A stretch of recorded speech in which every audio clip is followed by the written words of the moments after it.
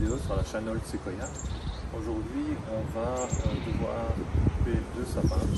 Pourquoi? Parce que, comme vous pouvez voir, ils sont remplis de plantes grimpantes, de plantes parasites et essentiellement du lierre.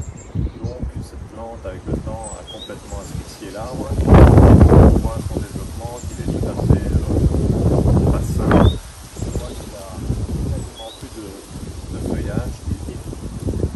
La première chose que l'on remarque aussi, c'est l'inclinaison des 3 troncs.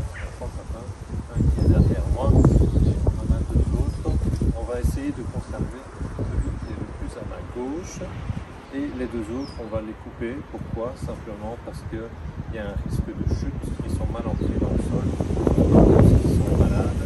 Voilà, il y a quand même un danger qui est présent, le voisin est à proximité. Et donc dans un premier temps, on va regarder un petit peu ensemble ce qu'il est possible de faire pour à la fois dégager les sapins.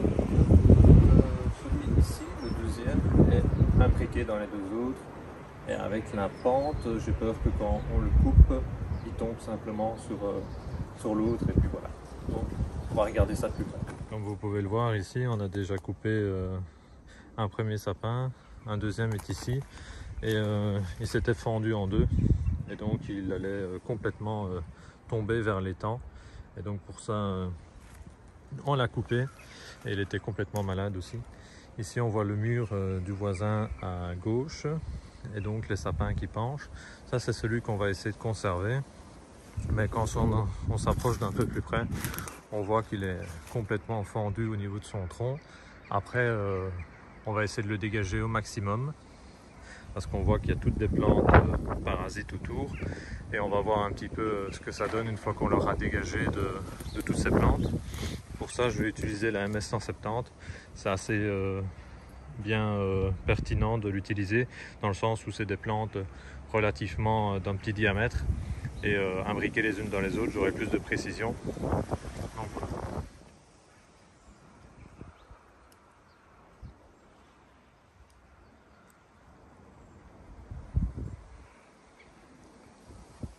voilà le sapin qui nous intéresse en priorité. Vous voyez le tronc du lierre, il est assez important. Le lierre a vraiment envahi ce sapin. Désolé pour le vent, c'est une journée super venteuse.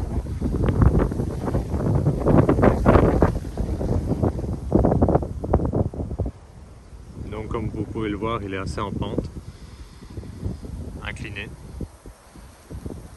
Et on a le mur du voisin qui est tout proche. Donc on va faire attention. Avant de couper des arbres, je vous conseille toujours, que ce soit chez vous ou ailleurs, de bien analyser la situation. Parce que quand on y regarde de plus près, on trouve toujours des choses auxquelles on n'avait pas prêté attention. Comme ici, vous voyez, le sapin de droite est complètement imbriqué dans le sapin de gauche. Si je venais à couper celui de droite en premier, il n'aurait absolument pas bougé. Et donc c'est des petits détails auxquels il faut faire relativement attention, parce que ça peut vite mettre la sécurité en péril. Donc comment je vais procéder pour la coupe de ce premier sapin? C'est pas possible de monter à l'intérieur parce que les branches sont vraiment cassantes et la plupart sont cassées.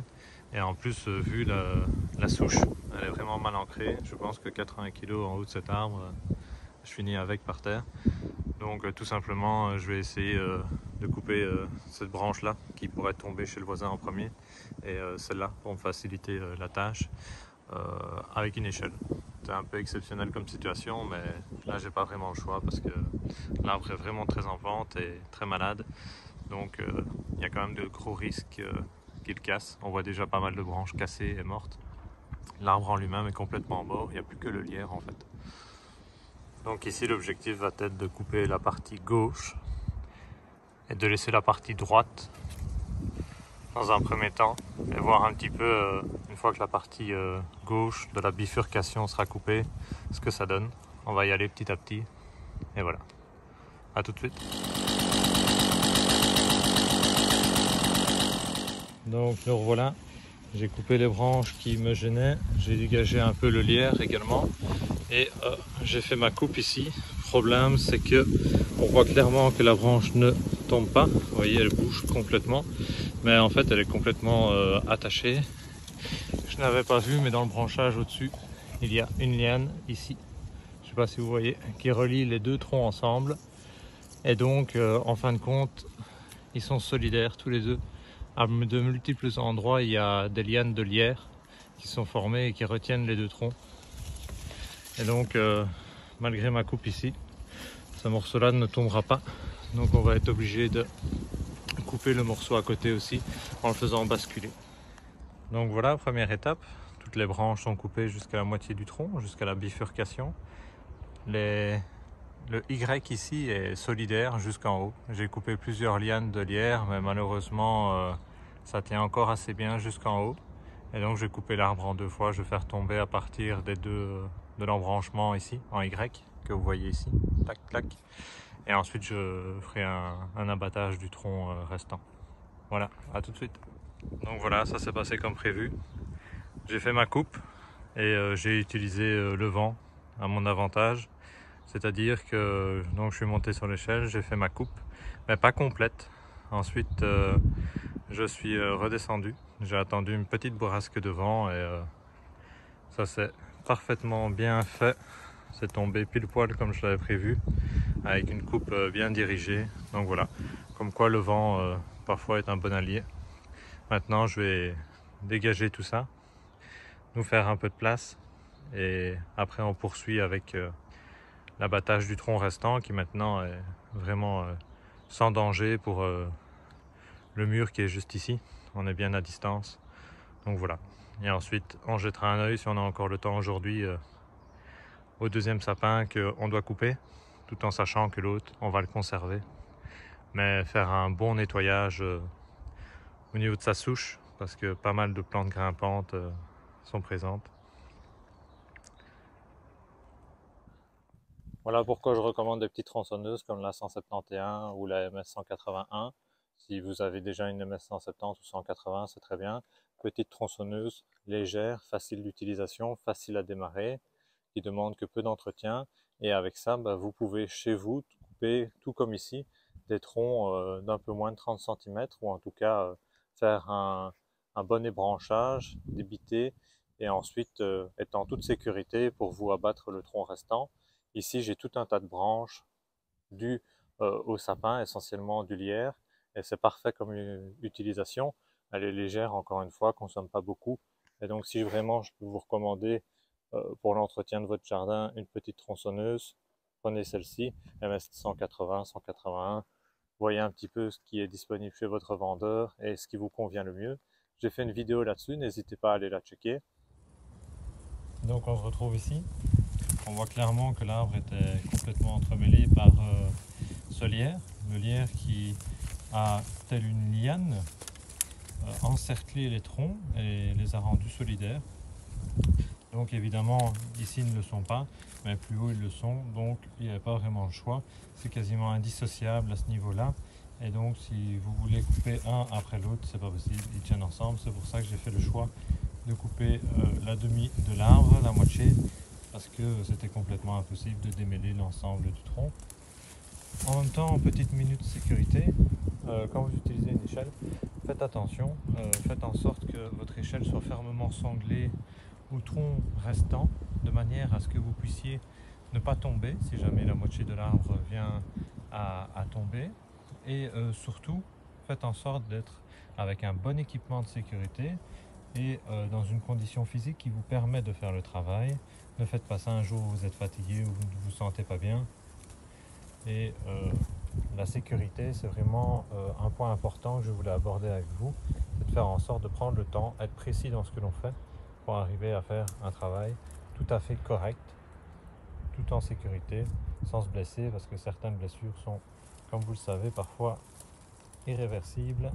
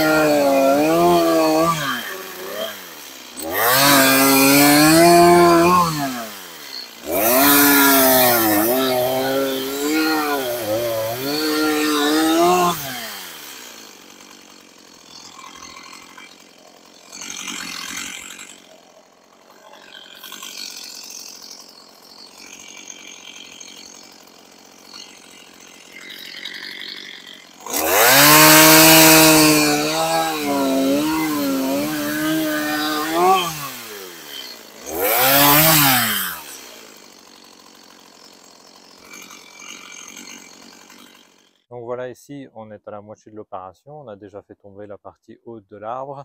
Elle est entièrement débitée et nettoyée. Maintenant, on a une surface propre pour poursuivre la seconde partie, c'est-à-dire l'abattage du tronc et puis le débitage. Ici, on a tout fait avec la MS 170. Donc vous voyez, c'est une petite tronçonneuse d'entrée de gamme pour particuliers, mais il ne suffit pas de beaucoup pour faire beaucoup. Avec peu, on sait faire un assez bon travail. Ici, malheureusement, le tronc, je dirais, fait un bon 40 en largeur, 35-40, et donc là, ben, ça va être un peu compliqué pour elle de faire le travail, et puis on va la mettre en difficulté, elle n'est pas prévue pour ça, et donc on va prendre la MS 261, et on va faire ça tout de suite.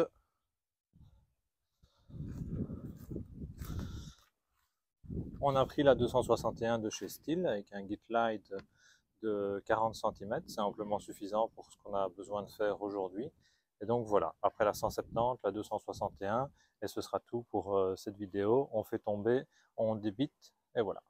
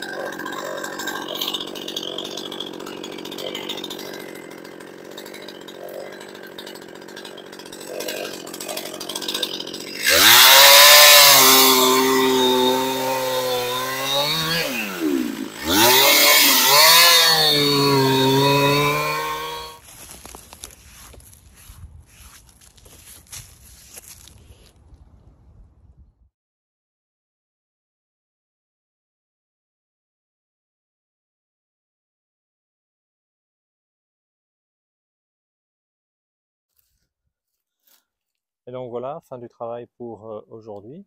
L'arbre est tombé en entier et débité. La prochaine étape, c'est de s'occuper de l'autre sapin qui est entièrement penché et imbriqué dans l'autre. On va toujours utiliser les mêmes tronçonneuses, c'est-à-dire la 261 et la 170 en duo. Et donc voilà, je vous invite à laisser un like et surtout à vous abonner si ça vous a plu. Et on se revoit pour la prochaine vidéo. Ciao!